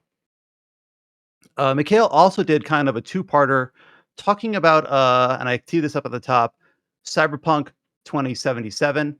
Uh, Talking about everything in terms of like the fact that Cyberpunk is now available on Switch 2, how it got updated for PS5 Pro. I think it has an official Mac version. Just talking about like trying to make this game, which obviously had a disastrous launch, become available to play across systems. Like I remember we had an article like if you're playing this game and whenever it released 2021 late 2020, like you can't play it on console, you have to play it on PC, and even then it's not great. And now they, how far they've come since then. So talking about just the technical challenges of that, but then also Cyberpunk 2077 like obviously now has a second anime adaptation coming along. um it's got a sequel in the works, things like that. So uh both of those interviews are very lengthy, and you can tell that they're very passionate about what they do over there at CD Projekt, and they really love the kind of the reception that Edge Runners has had. Like Edge Runners also is now getting like collaborations with like Wuthering Waves and other things. Like it's interesting to see where we've come from the original, not just 2020 when the game released, but from the original teaser like back in 2013, 2014, long time ago. So do give those two interviews with CD Projekt Red from Mikhail a read through up on the site, rpgsite.net. And this last one's kind of an interesting one. This is a feature that was put up on the site by contributor to the site, Jess Reyes. It's almost like other like online newsletters or whatever might have like a culture section or something like that. That's kind of where this one reads. It's about Jess's time at Anime Expo, which had some like presence by Hypergriff and Arknights. Yeah, and of course, they just recently released Arknights Endfield, so that's kind of their current their current project that is still doing very popular. Chow, do you still play Enfield? I'm just Yeah, I curious. do. Maybe you can I give me have some context here. So I guess there's like a mascot called a Chubby Lungs. Like, what is yeah, it this? means Give me fat. info It what this means is. fat dragon. Okay, fat dragon in Okay. Chinese. Oh, really? Is that Um, what it is? yeah, but it's like this balloon, this like dragon type mascot. I don't know like much about it other than it's just like it's their mascot. Like in the Arknights Enfield game, one of the characters you meet, Shang Yi, who's like kind of like the leader of um, this like the Chinese region in that place. She loves those things, and that's basically like their entire town is like decorated with it. So that's kind of like all I would say I would know from it. But yeah, they made it like their mascot kind of thing. But apparently at Anime Expo they had like the carnival games where you like throw a basketball into a hoop, but it's not a basketball. It's a chubby lung dragon. Or there's like a shuffleboard where you like slide one across. Like Jess basically goes into her time at Anime Expo playing like these chubby lung, these fat dragon mini games, and just kind of like thought it was interesting enough to write up about it. And she included some pictures from the floor. It's just like I said, it's like a culture section of the site that we don't tap into that often. So it's I don't know. It's kind of different. It's kind of interesting, and it's kind of like the sort of things that happen at places like Anime Expo beyond just demos or press events. So I guess this is a press event, but like Maybe this is more obvious to other people, but when I first saw this in my like inbox for the article, the pitch, I was like, chubby lungs, that's weird. It's a dragon, why are they called chubby lungs? And then when I was pointed out to me that like lung can be also like written as long, like, oh yeah, long, like that makes much more sense to me as like a Chinese oh dragon. yeah, So like I guess mhm. lung is just sort of like an alternate way you can say it, like chubby lung rather than like chubby long. It made more sense to me when I thought like, Okay, oh yeah, long is a word for dragon. So okay. No, good shout for that. But yeah, just a fun little article by Jess on the site. So give it a read through. I think it's pretty cool. With that, we'll go into the news. I remember when I was first putting this together, I'm like, what is the main headline for this week? There doesn't seem to be much. And then the answer is maybe Super Robot Wars? Question mark. So I could read the headline here, but Josh, I think you're better equipped to tee this up more than I Uh, am. okay, sure. There was a 35th anniversary stream for Super Robot Wars that aired as of the time of this podcast recording several hours ago. So I was up at like 4 a.m. my time because I'm an idiot, but also because the series you know means something to me. And there was going to be like live performances by Jam Project that they weren't going to archive. So that was a lot of fun. The the main news we knew of going in was there's going to be more like another update coming to Super Robot Wars Y, which released last year. It got like several DLC updates between DLC 1, 2, and expansion pack. And then they announced an anniversary expansion pack, which is releasing just in a few days on August 5th, which will I have to imagine this is the final content update, but who knows? I think it will be, but it is finally proper giving a proper conclusion to SRWI, which has been kind of lacking that ever since that game came out. So all the new story missions chronologically happen after the events of the main campaign. So you can transfer your post game save, your clear save into that game, into that expansion pack, and continue with your current save that way. If you don't have like a clear save to start it, you can also start it up from the main menu. Give you like a preset save data with like all the units kind of beefed up for it if you just want to dive in right away. This this expansion pack gives several new playable units. Not as much as the previous ones. They note 5 of them. We know some of them. This finally gives Soletta from Witch from Mercury her Gundam Calibarn, which is her final Gundam upgrade from that show. So I guess they're gonna finally get into Gundam Witch from Mercury season 2 story events in this anniversary expansion pack campaign.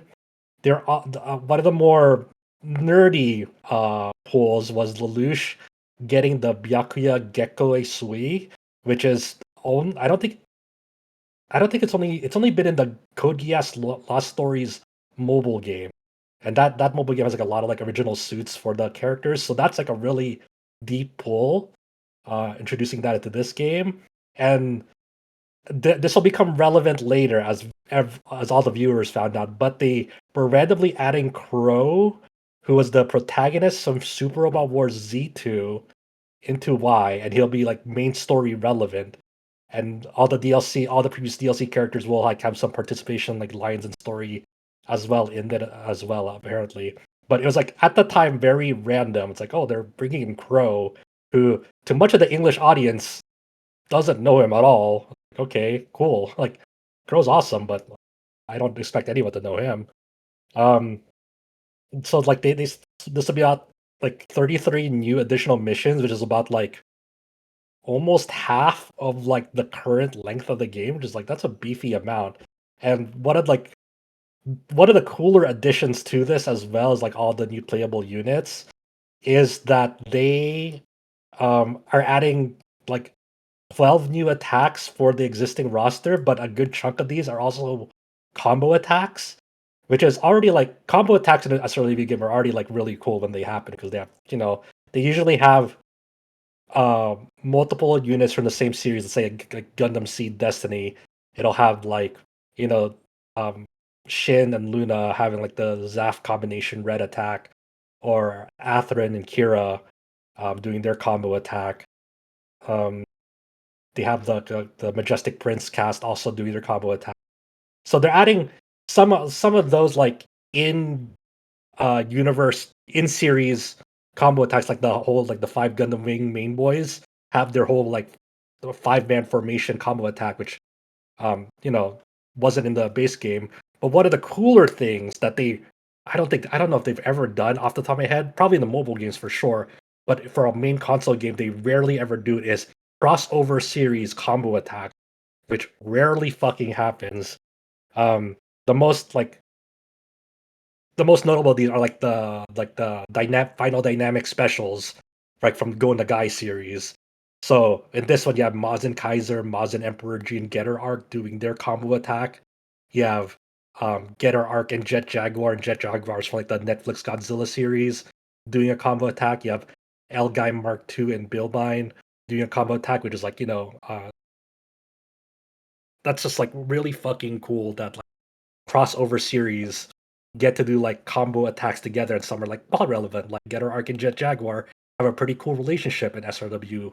Why you also have like Dyna Xenon and Red 5, so like Dyna Xenon and the Majestic Prince series collide, Combattler V and 5 and Raideen also have one. So there's adding like a bunch of like combo attacks, and some of them are crossover series combo attacks. Are like that's like really impactful for long series veterans who like we're used to not really having much combo attacks. To see a bunch of them get dumped at once along with cross series combo attacks is like that's really exciting. But I understand it's like maybe not as exciting for people who are newer to the series that aren't used to like how rare we get these things. So that's the anniversary update. It's coming in a few days. There's also like a free update that adds like new anniversary missions and like boosted mode that makes resource accumulation easier, stuff like that. That's all good, but I believe the anniversary stuff, like the new story stages and stuff like that, is going to be paid. Um, so that was like the usual. Okay, content update for SOWY might be the last one, probably. But the big one that people weren't expecting.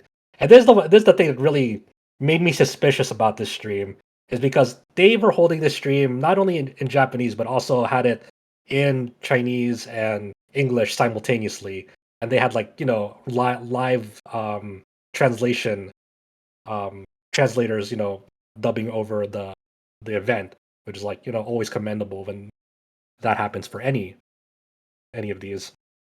Uh, so I was like, that's really unusual that they're doing this. And the big announcement coming off of that for home console SRW releases is Bandai Namco has announced that they are remastering Super Robot Wars Z2 Part 1 as Super Robot Wars Z2 Ruination Remastered. So people are like, understandably, what the fuck is this? Why are people excited for this? So Super Robot Wars, very long running series. Some of them get into like story arcs. So for the latter half of the PS2 era for SRW, you had something called the SRW-Z series. And the first part of that, Super Robot Wars Z, was released on PlayStation 2. Really, really, really great game. One of my favorites in the series. And then it kind of got the Valkyria Chronicles treatment, though as not as severe, but it did get the Valkyria Chronicles treatment where its sequel was coming out for the PSP because that was like the more popular system in Japan at that time. Japan very big into portable games, handheld, etc. So its mainline sequel to that was Super Robot Wars Z2 uh, Part 1, Hakaihen, which is roughly translates to like break the world. And you had like this was a really cool entry that had a lot of titles that were popular in the West making their debut in this game. So this was the first time Code Geass entered the series. You had Gundam 00, the first season, entered the series. Gurren Lagann. You had Macross Frontier and Eureka, like the original Eureka 7 series, but they're like the movie of it. You also had like a lot of returning titles, like Gundam Wing, the TV version, as well, and then a bunch of like series that were from the first Super War Z entry on PS2. So you had like Zabungle, Orgus, Gundam X, Turn A Gundam, Big O, King Gainer, Quarion. Kite did a really, really great like breakdown of this on the site, by the way. So props to him for helping me organize my thoughts on this one because it's a lot. But either way, there's a really great series entry. But I know a lot of people are confused by one, why is it part one? And two, why the sequel of Z1? So the the Z saga of Super Robot Wars has like a pretty intricate overarching plot line. Z2 Part 1 is isolated enough from the first one that it can stand as its own entry, though I know that like obviously this first part has like some callbacks and direct story tie-ins as the latter parts happen, but this is like the most popular one in Japan historically. Like this was very, very well received in Japan. So part of the reason I imagine, and some that they stated in the live stream too, is one, this is historically very popular domestically.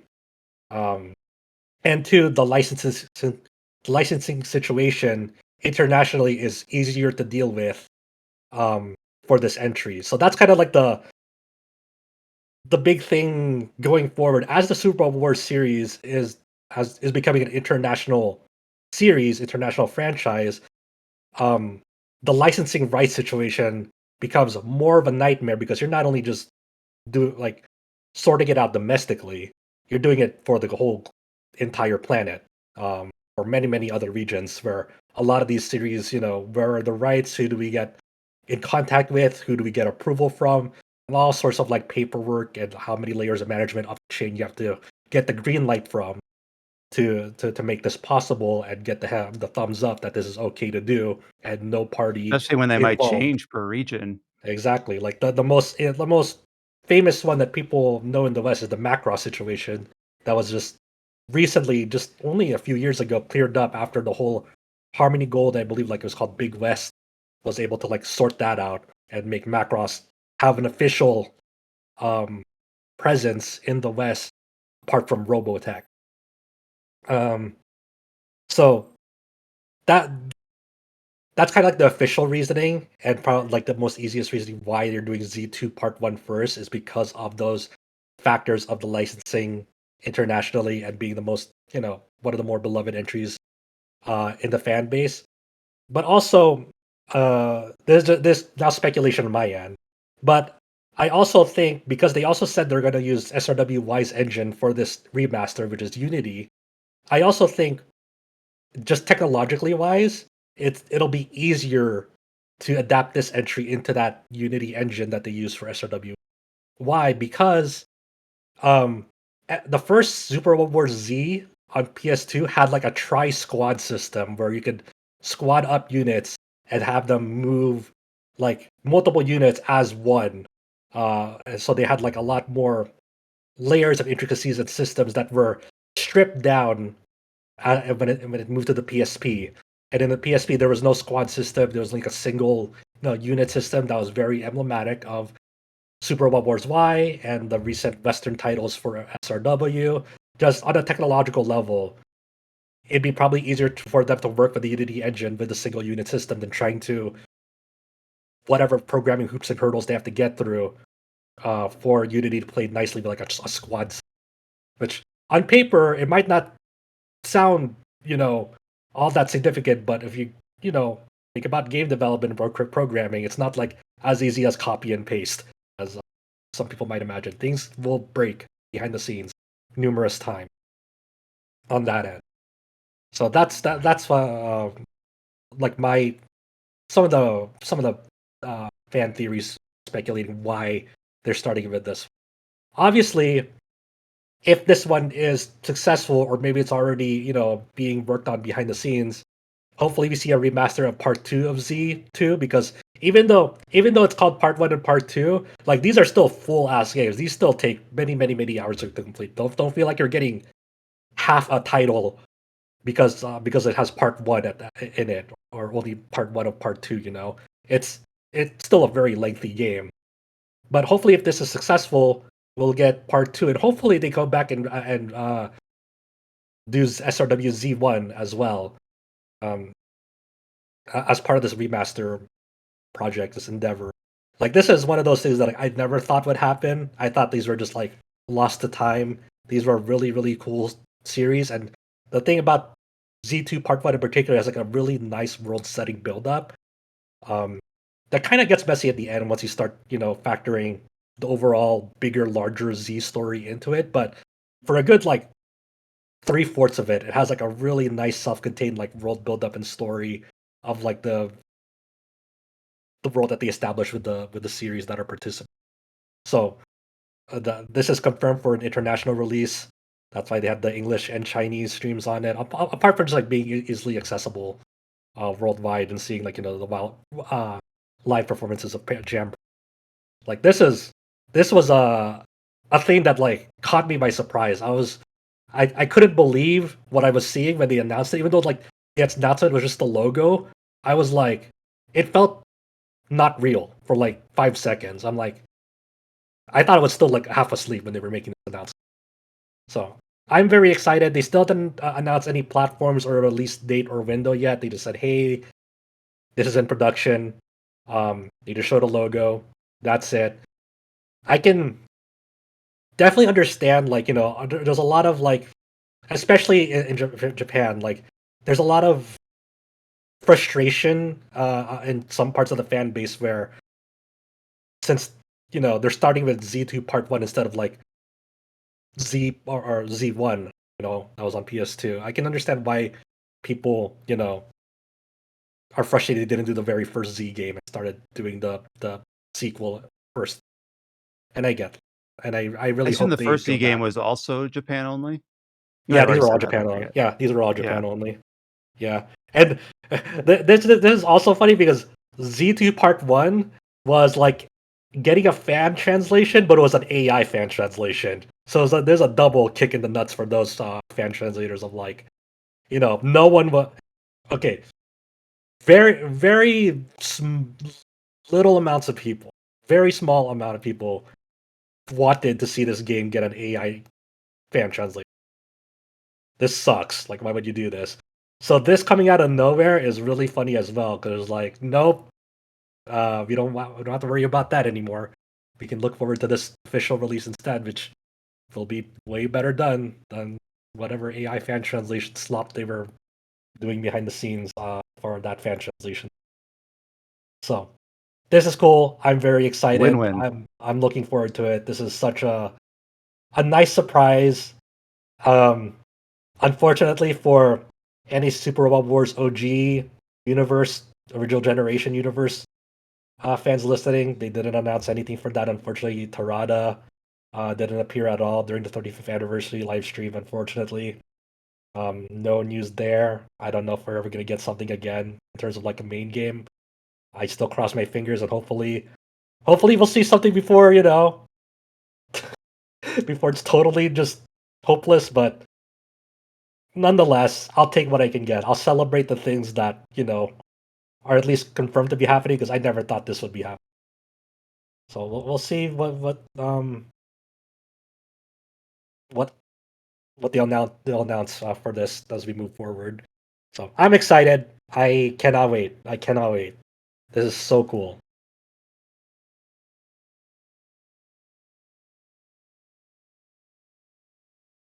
The other thing that I had listed here as potentially a main headline, not a lot of like direct news, but I'll just give the announcement. We do know that 505 Games and developer Indolfinity are working on a direct sequel to Wuchang, or I guess they say a new title in the Wuchang series. Their first title was Wuchang Fallen Feathers. So they are now working on a new game in that series. Whether it's direct sequel or not, not sure. But the publishing agreement has been agreed to. So Yeah. I said important detail in this is like the original studio who worked on Wuchang Fallen Feathers were disbanded and disintegrated. When Yeah, I've that been paying a bit of attention to it. My understanding is that the company on the Chinese side of things that was like managing stuff was like fucking over the actual team working on the game. And like the director was fired, and then the direct result after that is a bunch of the team left, and now that studio I think might just be shuttered, but it sounds like a lot of that team, including the director of the first game, are now working directly with 505. Yeah, so like hopefully, if like a good chunk of them were able to land in this new studio in Dolphinity for this, then that's awesome. Yeah. Good for them I on that end. might actually go back to finish Wuchang because I do know that apparently there is a mod that lets you revert the censorship changes now while keeping all the quality of life stuff. Oh, that's cool. That's awesome. So like, let me double check because I saw people talking about that. Yes, Cool. there's a mod that came out literally just a few days ago, and it reverts the quest line stuff, the enemy faction stuff, and the voice line and text, and whatnot. Yeah. That's a win-win. That's a very good mod then. So like Chow, like I remember you and I agreed that like Wuchang was a pretty solid title and had like some of like the best level design in a Souls-like game, and the way that they connected each of the areas. In that, I remember that's like one of the legacy memories I have of that game. Is like it has some rough spots. I don't like It what was they just did like with the censorship. performance. Yeah, It's just performance. performance for me. But like, Yeah. I beat the game before the whole censorship with debacle. It was just like Yeah. I think we beat it like just a day when the game before it came out or before.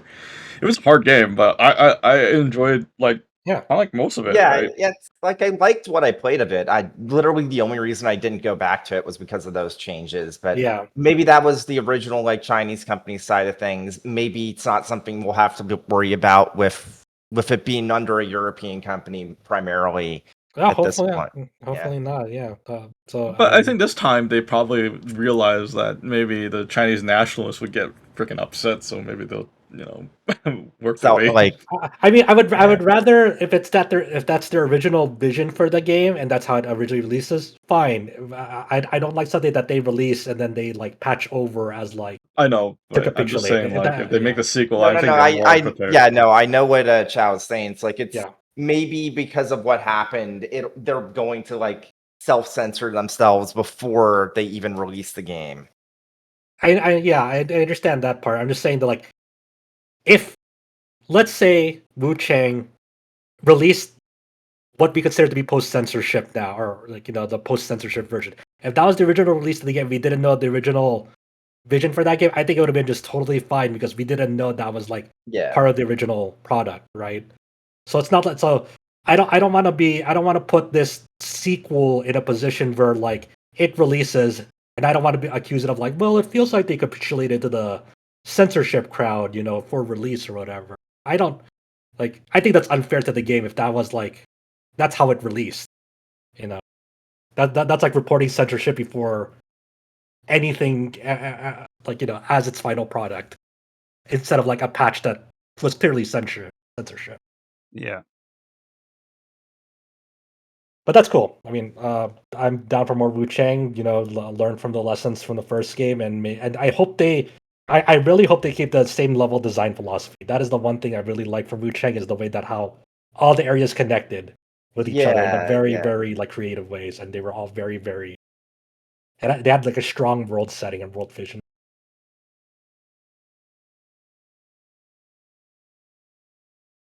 And that was it we had for main headlines. I'll go into some trailers and updates here, probably pretty quickly.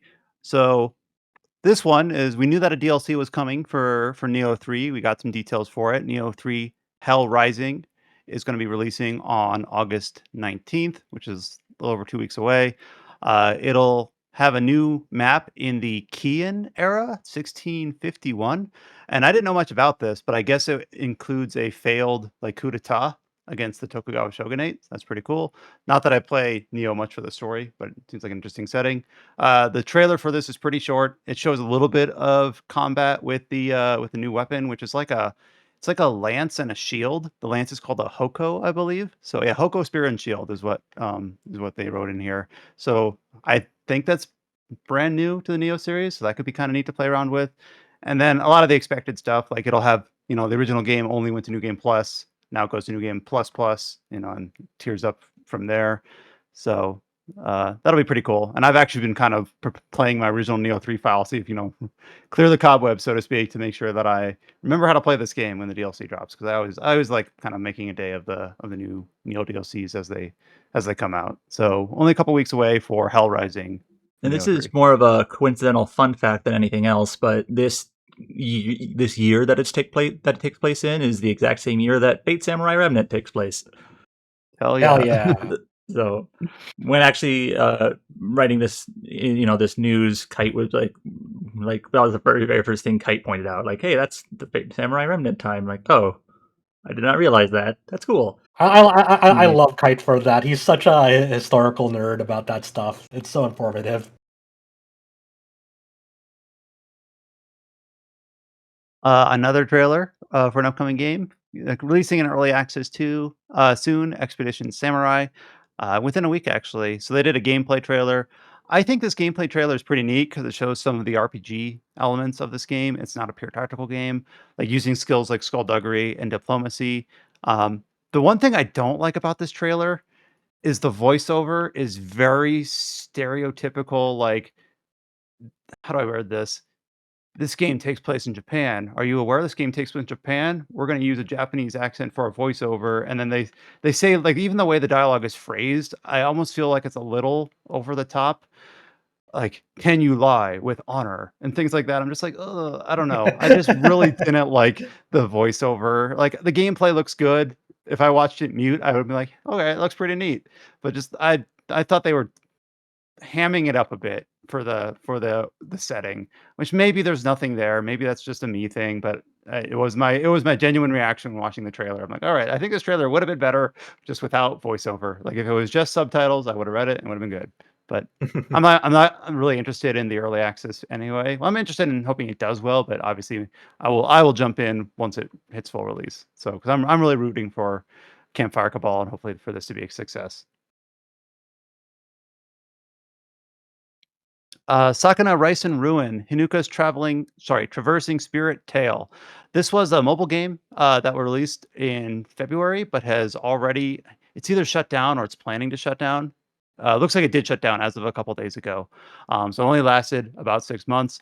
However, they have some like story that has, basically been conceived and prepared, but the game is now shut down. So what the developer is doing is they're going to be releasing like the story cutscenes to their YouTube channel. So they just uploaded like a chapter 5 just story synopsis, like over an hour long to their It's YouTube, worth and there's mentioning another one. this was a Japan-only game. It didn't get, a release in the West. Right. But it just seems like, hey, a game that, they seen this before, just did not pull in the audience that they were hoping for, so they shut it down. But trying to get what they can out of the players that did play through the story. They want to see how it was intended to end. They're going to have the story events available at least in video format. They released some now, and they're just going to put the final story chapter up at the end of September. So kind of unfortunate news, but I don't know, it's kind of an interesting little situation that I don't know if I've seen like an analog for that before. But if they already have the story events kind of voiced and art already made, at least this way they can present it out rather than having it stuck in, someone's ArtStation account, never to see the light of day. So I think that, silver lining, this is something somewhat neat to come out of a project that did not live up to expectations, clearly.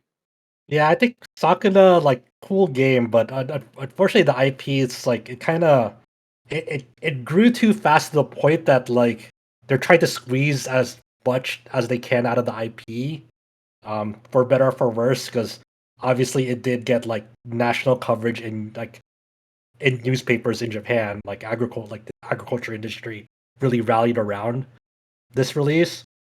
But like, within, a few years after it came out, got an anime adaptation, we got this mobile game thing. I think they have like this new side story spin-off game also in development as well. It's a really hard call of whether whether a very successful release will have actual legs for, you know, multimedia project. This kind of like the unfortunate Yeah. fate when you really try to overextend for what probably has like, some fans, but not enough to support it like long lasting. It's not like you'll Yeah. have a huge audience of like, yeah, I'm gonna wail for fucking Sakuna units that are not any of the characters I recognize from the game. Adam, you played the original game, right? The farming sim? Yes, but like I'm trying to imagine. Obviously, like the mobile game was like you said, Japan only. But like hell yeah, that farming sim I played. I'm gonna latch onto the anime or latch onto the. I mean, I don't blame them for shooting their shot, but it does seem like they were trying to leverage what they could in kind of a maybe like a shotgun approach fashion, just to try to see if anything stuck, and maybe none of it really quite did. Marvelous has announced Sakuna Chronicles, Kokoroa and the Gears of Creation, which is like the time god, I guess, versus like the Earth god in Sakuna, goddess, I should say. Like that game was announced in November 2024, and I don't think we've heard anything about it since. And we don't know what type of game it is, like in terms of genre. Adam, why didn't you support this mobile? I'm just kidding. Yeah, I thought Brian was gonna ask, hey, Adam, which units were you gonna wail for this Sakuna? Yeah, why didn't you wail this harder? Anyways, so one more update here. Aeruta, you've talked about this game, Chow. You actually gave this to me. I need to play it. It was a PC only as of late last year in November, but it is going to be made available on PlayStation and Nintendo Switch. So no release dates, but also saying that it will get a physical edition for Switch and PS5, only digital on PS4. So, and they're Um, also still working on post-launch updates and DLC. I was gonna say I'm definitely hype about this thing because there's a physical release announcement with it, so I'll get the Switch Yeah. version whenever that comes out. But I actually also wanted to buy this game as a birthday present for James too, but I just forgot what day was his birthday, so I didn't give it to him. So Tomorrow. I just bought it for Brian that day, and that was it. It's the way Um, it was a neat game that the way you described it and kind of mini reviewed it early this year, I think, or was it late last year? I Around didn't the time do it a came out. review. We just talked a lot about it in this podcast. We Well, I never said got yeah, the like mini opportunity. review in like the podcast format, like Uh, kind of the but review analog, so to speak. I think Mikhail also like bought the game because I said Mhm. I liked it. He's like, this better be good, but nobody touches it, so no one can get their fair shake of it. So Mhm. I bought for Josh as well too. He needs to Mhm. put it. I need to play You're it. the I Aeruta haven't played it. evangelist. So buy everyone a copy of this game. Well, it's cool to see, like, we're not gonna see, many more of those announcements for physical. Well, I guess, this is another whole can of worms, like, even if Sony no longer manufactures discs, maybe some boutique publishers could make physical boxes, even though obviously there would not be a disc drive to put a disc in. I don't know, that's gonna be weird. Oh, we'll cross that bridge when we get there. Sales update, Pragmata has sold over 2.5 million copies worldwide, so that's pretty cool. Let's see a few release dates for August and beyond. Starsand Island is a farming sim by publisher self-published Seed Lab. So I guess it was in early access since like last February, and it's going to be releasing out of early access on August 18th. Alongside the announcement of that, there was a release date trailer both in English and Japanese. So it's pretty cool. Stupid Never Dies. You played a demo or preview of this, right, Josh? You shared your Yeah. thoughts. Yeah. So I forget if that was like a Steam one or if you played it at PAX. I'm just forgetting what the event was. SGF. SGF is Well, what it was. Okay. pre SGF technically. It was like a Mm. off-site thing. So Stupid Never Dies will be launching on PlayStation 5 and PC on October 21st. And I guess Sega it has a hand in its publishing, which is kind of interesting. Man, that release date is let's Bad. see, that's after a few days after Castlevania Belmont's Curse and Tales of Eternia Remastered, one day before Final Fantasy Resonance. Cool release. and one day before Demon's Night Fever. Yeah, that's the next headline. So we first heard of this game at the sorry, one second. The Arc Like Game the Awards, I believe, last of the year. Stupid Never Dies, right? No, I It was talking wasn't the Game about Awards. It was like a Arc System Works showcase. Oh, you're talking about the yeah, I other was talking game, about Demon's yeah, Night Demon's Fever. Night Fever. Yeah, I thought you guys were still Still talking about very Stupid Never busy Dies. time to release other games. What's next? Zelda remake at GTA 6 release date too? Well, yeah, I guess Okay. I guess we don't have that date yet. You're right. So that's another one. Who knows? But yeah, Demon's Night Fever. This is like we kind of teed up inadvertently. The published by Arc System Works, developed by Dreamcom and Super Niche. Kind of a It's tactical developed by isometric grid-based RPG. yeah, it's obvious comparison would be to Sky, but honestly, it's more like this isn't a game that Ikawa worked on, but the overall gameplay loop reminds me actually more of Trillion God of Destruction. Okay. But And then it is releasing on October 22nd. So yep, right at one day after Stupid Never Dies, Yeah. and also in a very busy game is time. pretty neat. I would like to play the full version. Mhm. So This one, I believe, is a new announcement. Correct me if I'm wrong. A new Senran Kagura mobile game called Shinovi Nexus, Senran Kagura, is launching for PC and mobile devices in Japan it says in 2026. So I guess by the end of the year, but we don't know a specific time. Yeah, But, it's like we're pretty far removed from what the West remembers of Senran Kagura because it's like a direct follow up to the previous mobile game was like the Shinovi Master Senran Kagura New Link, and that was like shut down May of 2 years ago, last year. So like it's one of those things like weird things where it's a new Senran Kagura, Japan only. The original creator is not there anymore, and it's mainly a new cast of characters that people in the West are not familiar with because it's a follow up to a mobile game that shut down in Japan already. yeah, So, Keiichiro Takaki's still at Cygames, right? yes.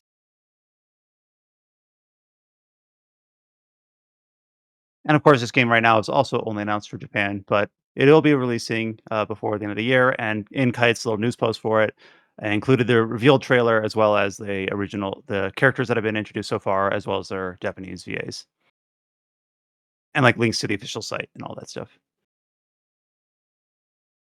And then the last headline I have here is that Tencent has canceled development of a mobile Story of Seasons game, so they're no longer partnering with Marvelous for that project. I saw some other headlines about this, like failed or this fall through from Tencent investing in Marvel is for this project. And then Kite did also go into a little bit of just how this is kind of in the flow of the wider trend of, large Chinese major companies withdrawing from like different video game investments, like NetEase pulling out of, shutting down Oka Studios behind Visions of Mana, Nagoshi Studio no longer finishing Gang of Dragon, and a few other things that are in like the same vibe in terms of like all these larger investments that were made, coming right off the COVID era, and it's not just Chinese studios, it's Embracer, it's Tencent, it's a whole bunch of different large conglomerates having That was low yeah, that was interest kind of rates. the bigger like one of the bigger aspects of the Stupid Never Dies release date is they also had like a co-publishing agreement with Sega that Kite reminded Mhm. me of in this article, where like when that was first announced, it was like that same arrangement with the other studios where NetEase was funding the project. As we don't know what happened to that, there's no official word for it, but if you connect the dots, Sega's now involved in helping them distribute it worldwide. Yeah.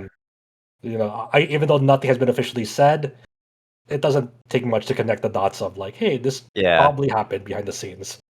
I do know that Daniel Mod actually posted on social media about how like this year's Tokyo Game Show exhibitors was like 30% less like Chinese companies exhibiting at Tokyo Game Show this year. Damn, that's brutal. So it's not just Tencent. It also seems like a situation where because of the geopolitics of Mhm. like the current like Japanese prime minister and that whole can of worms, that Yeah. a lot of these Chinese companies are starting to pull out from those business relationships, which I can't blame them Yeah. considering the situation. I mean, the state of geopolitics has been a fucking shit show. It's only because it could be more of a shit show, uh, spiraling downward. And I just watched on Jason Schreier's YouTube channel a day or two ago, Tencent pulling out of their Last Sentinel project, which was supposed to be like their big GTA competitor Oh, thing, like just another thing that basically had layoffs. That the future of that project is uncertain. So yeah.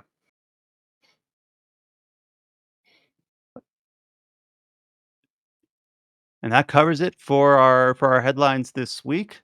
So real cool to touch in on Blue Reflections kind of remaster package and Xenoblade 2 Switch 2 edition, as well as some backlog games and some other headlines.